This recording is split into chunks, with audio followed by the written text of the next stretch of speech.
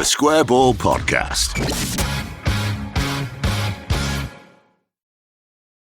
Hello, welcome to the show. This is part 3 of the show. If you haven't yet watched parts 1 and 2, 1 is the news roundup, 2 is the discussion around Manchester United and replacing managers with historical managers. We got on a bit of a tangent there, didn't we? So look out for that in your feed if you've picked up on this one first. They're ordered like the Star Wars films, aren't they?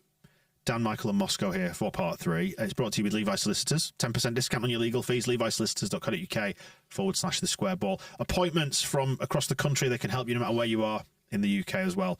Details on the website. And what your favourite service is. Just give me a few just off the top of your head. Will's probate conveyancing. Yeah, Will's probate conveyancing. The appointments, can they help with managerial appointments? Maybe so.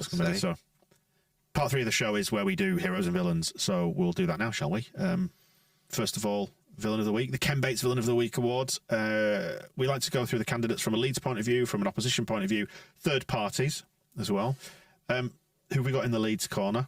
Well, is he in the Leeds corner? Not anymore. Jesse Marsch. Jesse Marsch is a few people have nominated him, and I had a look actually because now he's ended his tenure. His average rating, he ended up with a 5. So this is our TSB Plus members send us the ratings after every game. So it's quite a large sample size, isn't it? It's not like Graham Smith in the YEP who just plucks a number out of the air and shoves it on the website. No, there's some science to this. Yeah, this is proper numbers. There's an attempt to be to come up with something interesting. So just a fraction over 5 out of 10 for his overall score. Which sounds, I thought, well, that's actually not too bad. That's middle of the road, 5 out of 10, fine, whatever. Probably it's not a complete fail on a test, is it? It's like a D or something, probably. Yeah. But then I did look at the complete list, and there's only Diego Llorente with 4.89, who was lower. It's kind of a. We're not angry, we're just disappointed. So it ain't great. Yeah, it ain't great. It was inflated, if we can use that phrase, by the Chelsea game when he got 9.51 out of 10 for the Chelsea performance because we were young and naive. And interesting that Michael Skubala has, with his company, immediately came in second. 8.71 is the second best managerial performance of the season. I mean, playing the man here and not the ball. Chris Armas gets a mention. Jake in Florida saying that Armas and his AirPods looking like a delinquent teenager. He didn't do anything wrong, but I still don't like him for that. The AirPods thing, I was trying to figure this out. It's one AirPod, isn't it? Well, he got a lot of heat because he was at Old Trafford last season working for his mate, Ralph. Not West End Ralph, because he would have better taste in friends. But he was working there. Oh, I've said that about our own coach, haven't I? Well, he's a scum connection anyway. He'll be gone soon. But all the scum fans... and so accidental insults. West End Ralph is our friend. Ralph Rangnick is not. Chris Armas, we're a bit unsure about because he's only been here 2 weeks. Nobody really has met him yet. But so when he worked there, he was wearing AirPods for, I think, Ralph Rangnick had some guy possibly in Russia who was watching a stream. I might have invented that part, certainly outside of the UK, who was watching a stream of the game. Telling himself that happened 5 minutes ago. and feeding advice. And one of the things was, Armas had to sit there with the AirPods in listening to this. And lots of coaches have headphones. They just don't have AirPods. And because scum fans hate just generally stuff, particularly if it holds their club back from its rightful place in a European Super League, so we don't have to worry about them anymore, they all hate it. Oh, what are you fucking listening to these fucking AirPods for? So Leeds, I don't think Leeds have anybody in... I certainly hope we don't have anybody in Russia at the moment watching the games in gainful employment, because there would probably be sanctions preventing that. But I don't know if we've really got the same kind of feed going on that... This is a very comprehensive story, Moscow. I'm enjoying it. That is necessary. So I was wondering whether Armas just went, I got so much shit about wearing these AirPods last year, I'm going to wear them again.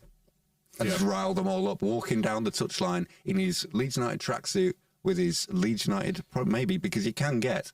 Leeds United branded. They're not obviously Apple AirPods. It's a case for them, isn't it? I think you can get actual headphones. They look pretty cheap because I looked at the. Shall we nominate the the Leeds United Club Shop's Valentine's Day gifts as they sent to subscribers, gifts for her I was fascinated by this. This is what I'm getting from my wife. I know what you're going to say, and I'm getting these from my wife. So they went through, and you can get some ladies' fit shirts, and you can get some cuddly bears. That's not why I'm interested. I'm not interested in any of that. You can get an LUFC smartwatch, and then you can get a 35-gram bag of original steak strips in a... There you go. The bag is shaped like a Leeds United shirt. That's what she's getting. It's what everybody wants for Valentine's years Day. back. It was I can't remember, probably an ex-girlfriend now. I remember when I got to the Ainsley Harriott couscous from the club shop. What do you mean probably an ex-girlfriend? No, you're not sure of her status. Well, I mean, I was trying to think of the year. I might still be stringing her along. I was trying to think. It's been 15 years and he's still not texting me back. Well, when you get a gift like that. What was the gift? Sorry, I was the Ainsley Harriott couscous. Did you get some from the shop? That the club shop sold. Yeah, that was a Ken Bates sort of sponsorship special, wasn't it? Yeah. Yeah. The club went to visit a factory, and then the next week we had a job that was couscous. For sale in there. Very strange. It's not traditional. Couscous, it's not couscous. It is couscous, but I'm calling it couscous. Where are we now then? So villain nominations. Elsewhere in the Leeds corner. LUFC light headphones. I can't see the price. They do exist, so maybe that's what he was wearing. I hope he was, because if just to Leeds it up. Erlen Scarvang, good nomination, good solid nomination. We'll pick him up on this actually. Phil Hay, when we do the show after this, referred to Scum as United in a tweet during the match. I noticed that at the time, but got so caught up in the game itself that I let that one slide. But we'll reprimand him this afternoon. Give him a shoeing. Yeah, it's only fair. When we do the show. In the TSB Plus daily email that gets sent to members as long as they confirm their email addresses. There's a lot of people who haven't, and I don't know how to contact them because of GDPR regulation. Check his spam folders. I do a roundup of, or Rob does a roundup if you want, if it's being done well, of what the national press have been saying, and I discounted any report that referred to the game being played between Leeds and United. And the only survivor from beyond the local news was Henry Winter, who very accurately referred to the two teams as Leeds United or Leeds, or Manchester United. Yep. To differentiate them. Yes. There was no Leeds then stopped United's winger, because that would have been stopping our own winger. And we don't have wingers. No. Michael, you've got a nomination, by the way. Martin is disgusted with you. It's probably fair enough. Martin was high on seeing a very positive performance, only to be dragged down by Michael's depressing analysis on the match ball. I expected a more upbeat and positive response. From Michael? You've been watching the wrong show, haven't you? I went to bed in the same mood as when we lost 5-1. Yeah, you scumbag. Well, the thing is, we were so close, weren't we? Winning at Old Trafford is not in the league. Is not something that's happened in my life. I'm not exactly a young man. Did it feel like 2 points lost to you? Is that what it? Well, it just was so close, wasn't it? To something I've not seen before. It was there. It was just there. But never mind. A big moment of glory to just having to be. We kind of had to put it in the record box with first time we'd led there by 2 since 1974 when we won to, which is. So you're putting it down as an achievement rather than something we can actually use to lord over them. Yeah, I mean, it wasn't exactly like when we were a few goals up against Cardiff and then came back. It obviously had a decent amount of pride attached to it still, and a draw was obviously a great result, but it was so close. They're just good, that's the problem. Even though they're horrible bastards, like that Rashford header, it's really good. Well, he's been nominated as well for being a bit good and scoring. So, as Nathan said, to echo my comments on the match ball, just stick to dishing out school dinners and stuff. Don't do football. There's no need for it. Be a nice guy, not a bad footballer. Well, a good footballer. I loved the way James H phrased it, where he nominated Rashford. Just said, keep scoring and being generally good. And there's an adequate nomination. Yeah. So, when he was doing all the feeding kids, he wasn't in good form, was he? And do you think he's now stopped that? Yeah. Some sort of pact with the devil. Yeah. I've heard that he's taking food away from children. I heard so too. In order to get his form back. Yep. He set up a fake PPE company as well, I heard. Spreading the other rumours about him. What else has he done? I think we should say very clearly for Mr. Rashford's lawyers that you should contact Levi solicitors first and foremost. Don't think they do defamation cases. If he does feed kids, it's only because he's putting puppies in a mincer. Which is very, very clearly for the record. That was Michael's attempt. It's a daft claim, isn't it? Because it's not true, is it? No, absolutely not. Garnacho, Fernandes, Martinez join Rashford, as well as the Scum fans in that corner of things. Yeah, I mean, Garnacho gets a bit of hate for his hair as well. Dickhead's hair. I mean, you remember I said when Rafinha signed, he had dickhead's hair, but it was a good thing because it meant he had a bit of the sauce about him. Yeah. but he's got dickhead's hair, but not in a good way. An off-brand beetle, he's described as, by misbehaving when bathing, and a stupid Forrest Gump face as well. He did an Instagram post kind of saying he'd had a bad night, but he was on kind of... He did put it in God's hands, didn't he, afterwards? Well, he said that he is controlled by God, which is a funny way of saying Luke Ayling, which is basically the sum total of Rob's blog post about it on the website, but still read it. I think for me, I mean, there's a lot to hate about Fernandes, but he's down by weight of nominations here. I think, it's for me, it's Garnacho is my leading candidate. Talk me out of it, otherwise. Martinez did attempt to rearrange Bamford's face with his feet. A single crime, though, whereas Garnacho was a multiple offender. But God did that. God kept pushing him over. Right. Are we saying this is those things you see where people are doing all that in front of the altar, and then they describe it, because they fall backwards. They're sort of shaking their hand, and then the preacher kind of goes, "Ah!" pushes his hand, and people fall back and go, "Oh!" Yeah. There was some of that going on with Garnacho, I think. Yeah, the Lord's moving in mysterious ways. Let's give it him. Yeah, I'm happy with that. I am happy in a week when... Pick on a child.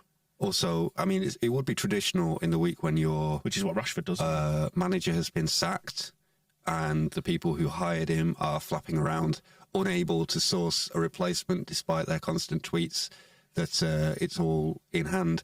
Let's nominate some spotty teenager with a shit haircut from Scum because... Frankly, I think that's correct. I think that is the right order of things because for all the failings of Marsch and Co., they are or have been until relatively recently Leeds, and that involvement will mean I will always have kind of more sympathy for the course of the rest of Jesse Marsch's life than I will ever have for this Garnacho character, unless he turns into Gordon Strachan and we sign him.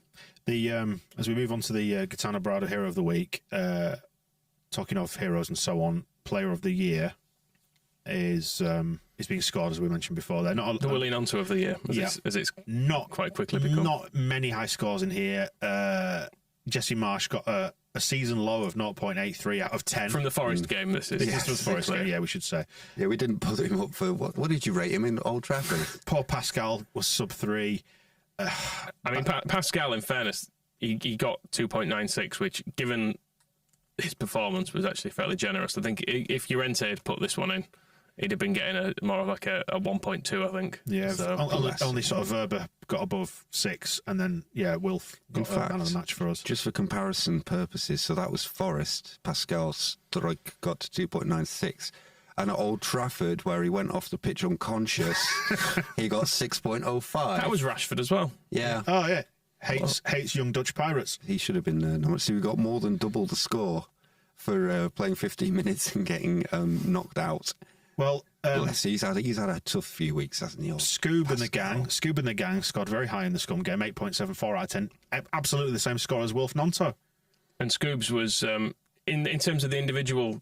nominations, Scoobs was leading the way, actually. Obviously, a lot for Nonto, but a lot of love for Scoobs. I feel like we, in our endorsement of him and calling him Scoobs over and over again, I think maybe we've created momentum behind him. Good. That's what I'm saying. So we are responsible for his success. I think so. Yeah, we're really bigged him up. Unless he fails on Sunday, in which case we take it all back. I don't think he can fail from this point, can he? Do you remember John Carver? Well, no, he can, but I don't think he'll do a John like. I think Sunday should be his last game, and then you just go, well, he did the great thing at Old Trafford, and then he had another go, and then it was done. Is there a danger that he does well again on Sunday, and we're struggling to appoint a manager, and then we give it to him, and then it turns out he's not? I don't think that'll happen. No, I don't. Think just doesn't. I don't think he'll. It'd be very old Leeds. Doesn't pass the sniff test. I don't think he'd do it. I don't know. I think no. He's been keeping. You can't turn it down. You're in a Hockaday position, aren't you, where you have to just take it. No, Hockaday was an idiot. That's true. And I think he's got some sense. He's self-aware, and he knows that you're basically exposing yourself to an awful amount of shit if this goes wrong. He's had a couple of opportunities in that first press conference to really bite and really make a name for himself with some of the questions, because he was being asked about. I liked his reply. There was a person who was saying, when were you last at Old Trafford? He was like, I went to one, and it was great. I got a lot of his personality from this. It was the FA Youth Cup final that he went to watch, Manchester United versus Nottingham Forest. Good game. And the person was like, that'll be a bit of a different atmosphere. So went, well, 68,000 people there. I bet there's a lot of screaming though. And he could have gone on and said, so the atmosphere, you know, Old Trafford is a historic stadium, and so every game that's there you feel a bit. Instead, he was like, no, well, there were 68,000 people there, so it was pretty. And then the other one was when he was being badgered, like, are you going to phone up Gareth Southgate for advice? Are you going to phone up Gareth Southgate for advice? He's got, well, I've got a lot of people I can phone for advice. Yeah, well, you're going to phone Gareth Southgate? He's like, well, he's probably quite busy. Yeah. I'm not going to. Yeah. And all his answers have been when he's been given an opportunity to kind of do something more that would put him in the frame, like would make him feel managerial-ish. He's really just stopped short and gone, that's your answer. Yeah, which is what you need probably after somebody so verbose. Well, there's the two things. One, I instantly took to him because of the contrast with the way Jesse Marsch's press conferences went. Verbose. Imagine somebody droning on verbosely over and talking for far too long. Yeah. And, you know, I can't imagine what that must be like. Yeah, having to listen to that. So week in, week out. Try listening to this podcast and you'll find out. Well, that was the joke. You just ruined the joke right now as well, and you killed the joke. But so there was that contrast immediately. But what I really liked about it was not just the contrast, but the fact that he wasn't trying to be a manager, and he did just get it done in 10 minutes, and he just brought what he wanted to say, where it's like, I don't want to talk about injuries because I don't want to give anything away, and tactics, we do a lot of good stuff, we'll tweak it and we'll move on, and then find, are you interested in the job full time? No, I'm going to do this. I'm going to help the club and go back to do my job. He couldn't be clearer about any of those things. That's how David O'Leary started. And but David O'Leary always he loved himself, didn't he? Yeah, you could tell from the off. There's not been any of that, and it's about staying in your lane. Caretaker manager, here to get through these games until he stops. And he's at the moment. I mean, he could turn out into a complete monster, but I don't think he's going to.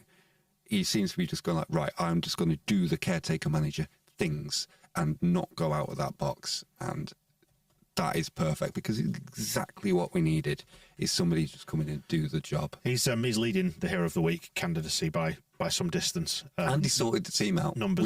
We played better than we had. I should say, just to wrap up the point on the scores, by the way, that everybody scored quite highly at Old Trafford. Like at least half the whole squad got 7 or over. Pat Bamford just falling under the 7 threshold, but yeah, Wilf, Scoobs all high up, Ayling, Verber, Tyler Adams, Elan Meslier, Koch, McKennie, all going back down towards the bottom. And actually, the only people who scored low were either those that weren't on the pitch for long, or the referee, who was a massive homer. The dickhead ref, as he's always referred to as. So before we award this to Scoobs, we should say that Firpo got a nomination. Luca in particular appreciated that yellow, which was a sensational yellow, strong yellow.